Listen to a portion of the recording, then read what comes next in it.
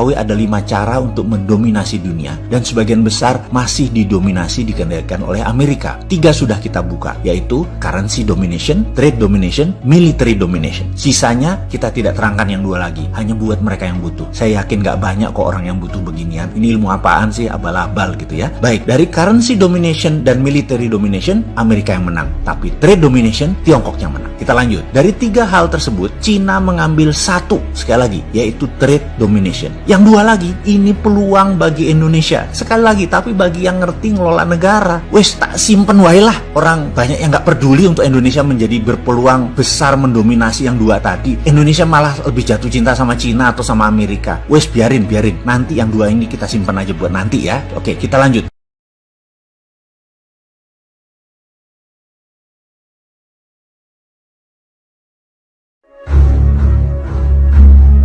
Control oil, control country. Pernyataan yang sangat dalam dari seorang Henry Kissinger karena diartikan penantang hegemoni Amerika bagi yang tidak taat pada perintah mereka tersebut. Negara Suriah, Libya, Irak, Afghanistan, semua luluh lantak bukan atas nama demokrasi, tetapi atas nama hegemoni kendali minyak. Lalu ada pernyataan satu lagi sehubungan dengan Kentucky dan Okinawa. Control gold, you control the world. Gold untuk underlying percetakan uang adalah sebuah keharusan. Namun dunia saat ini dikendalikan oleh dolar tanpa underlying emas sebagai jaminan. Sejak Agustus 1971, Amerika melepas diri dari emas, lalu banyak kejadian seperti subprime mortgage di tahun 2008 membayangi dolar, bahwa tanpa underlying currency dolar ringkih. Peristiwa 2008 krisis keuangan karena permainan yang tidak berbasis jaminan tersebut, Amerika rugi 19 triliun dolar atau sama dengan biaya 5 perang besar yang Amerika biayai dalam 40 tahun terakhir. Tapi untungnya dia bisa printing money. Akhirnya 19 triliun dolar tadi di print lagi money-nya. Biaya Amerika sebagai negara pendominasi itu besar sekali. Biaya perang dan biaya kerugian bermain keuangan tanpa dasar underlying juga merugikan. Dan ini akan diubah dengan strategi oleh Kentucky. Jadi, apakah mungkin akan masuk emas lagi? Kita lanjut. Yang jelas, mereka saat ini suka-suka printing money-nya. Kita lompat sebentar tentang world domination. Sebagaimana kita ketahui ada 5 cara untuk mendominasi dunia, dan sebagian besar masih didominasi dikendalikan oleh Amerika. 3 sudah kita buka, yaitu currency domination, trade domination, military domination. Sisanya kita tidak terangkan yang 2 lagi, hanya buat mereka yang butuh. Saya yakin gak banyak kok orang yang butuh beginian. Ini ilmu apaan sih, abal-abal gitu ya. Baik, dari currency domination dan military domination, Amerika yang menang. Tapi trade domination, Tiongkok yang menang. Kita lanjut. Dari 3 hal tersebut, Cina mengambil 1, sekali lagi, yaitu trade domination. Yang 2 lagi, ini peluang bagi Indonesia. Sekali lagi, tapi bagi yang ngerti ngelola negara, wes tak simpen wae lah. Orang banyak yang gak peduli untuk Indonesia menjadi berpeluang besar mendominasi yang 2 tadi. Indonesia malah lebih jatuh cinta sama Cina atau sama Amerika. Wes biarin.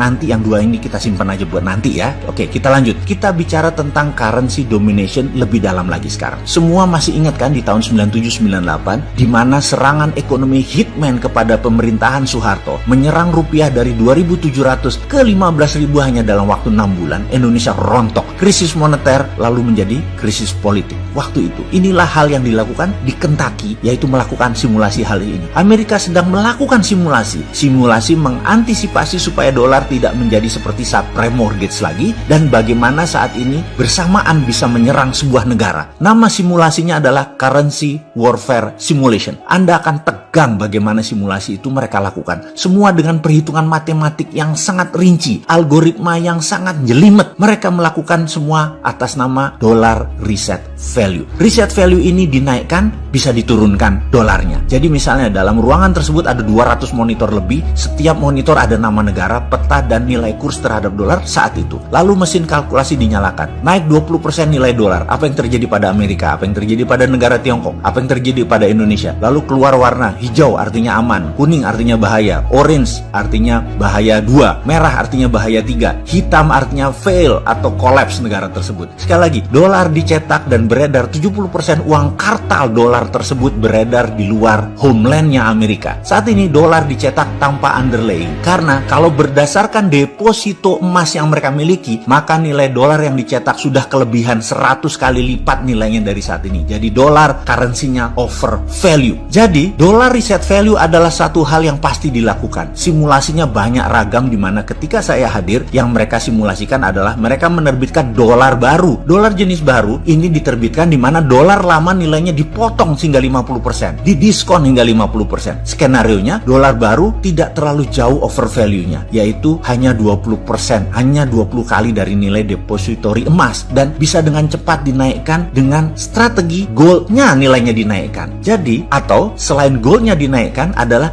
cadangannya dinaikkan, karena itu dia sangat berkonsentrasi untuk mengambil cadangan deposit emas atau tambangnya. Jadi kalau kita Indonesia memiliki cadangan devisa 120 billion dolar in one night, begitu dolar reset value dilakukan, nilainya tinggal 60 billion, tinggal 50%. Menariknya, ketika dihajar atau di-cut dengan 50% nilai dolar baru, Cina tidak rubuh. Cadangan devisa mereka, Tiongkok, walau ada dolarnya, namun gold reserve-nya Cina kuat. Dunia akan kacau jika dolar reset value dilakukan adalah sekitar 9 bulan sampai keseimbangan ekonomi baru tercipta. Ada beberapa wilayah dunia yang akan lumpuh, ada yang tumpah darah, namun semua itu terukur. Simulasi kedua, dolar baru diciptakan namun nilai dolar lamanya adalah nol. Amerika nilai dolarnya sama dengan nilai cadangan emas mereka. Efeknya dunia akan perang selama 5 tahun, kekacauan sistemik di mana-mana. Cina collapse, atau dalam bahasa Lemhanasnya namanya fail state, negara gagal. Simulasi berikutnya adalah dolar di-cut 80%, tinggal 20%. Ternyata Cina lumpuh menjadi negara paria. Menariknya, Indonesia rupiah itu di level turun 20% atau dolar naik sudah lampu kuning. Di level 30-40% oranye. Di level 50% fail state, merah. Kalau rupiah dikuatkan atau dolar dilemahkan, 50% ditebas, Indonesia lampu oranye. Jadi Indonesia lebih rentan jika dolar dikuatkan daripada dilemahkan. Jangankan diterbitkan dolar nilai baru, dengan dolar lama dibawa ke harga 19.000 atau 20.000 bahkan, sudah oranye pemerintah Indonesia saat ini. Sekedar mengingatkan, yang goyang pemerintahannya, bukan negaranya loh ya. Itulah salah satu di antara banyak informasi yang saya dapat dari Kentucky. Saya berpikir hebat. Ratusan gambaran sekelebat melintas di kepala saya. Semua gambaran prasangka buruk. Kepala saya terbayang galian tambang yang dalamnya minus 4.000 meter ke bawah tanah di pedalaman Papua di tambang Grasberg. Saya terbayang Freeport. Kenapa Freeport masih dikontrol oleh minoritas sahamnya? Karena penting rupanya bagi Amerika. Dan bagi Indonesia yang penting kan dapat jeneng, dapat nama. Jenang fulus masih Amerika yang dapat. Salah satu simulasinya adalah karena cadangan emas tidak bisa bertambah dengan cepat, harga emas dinaikkan nilainya saat ini ke 50 kali atau maksimum 20 kali dari nilai sekarang agar underlying jaminan gold depository menjadi batas aman. Ini semua kita tahu bahwa dolar sudah lepas ikatannya dengan emas. Dolar kalau mau cetak ya cetak aja. Tapi Amerika tahu dolar tidak punya pondasi. Amerika saat ini mendapatkan tantangan dalam currency domination. Karena itu mereka mulai berpikir emas lagi. Itulah Tiongkok, negara komunis. Di sisi lain, Tiongkok, negara komunis yang ingin menjadi negara superpower dengan menantang Amerika. Tiongkok punya strategi. Tiongkok akan melakukan terhadap Amerika yang namanya strategi Cold War. Serangan terhadap dolar dengan transaksi di banyak negara bilateral menerima yuan Cina. Penguasa Amerika dalam petrol dan dolar yang disebut juga petrodolar diancam oleh Tiongkok. Trump terjepit waktunya. Pentagon belum di tangan Trump. Covid masih merajalela di Amerika. Mungkin cara terbaik pertama bukan dolar reset value, tapi naikkan cadangan emas Amerika. US Bullion Depository di Kentucky dan Okinawa harus naik.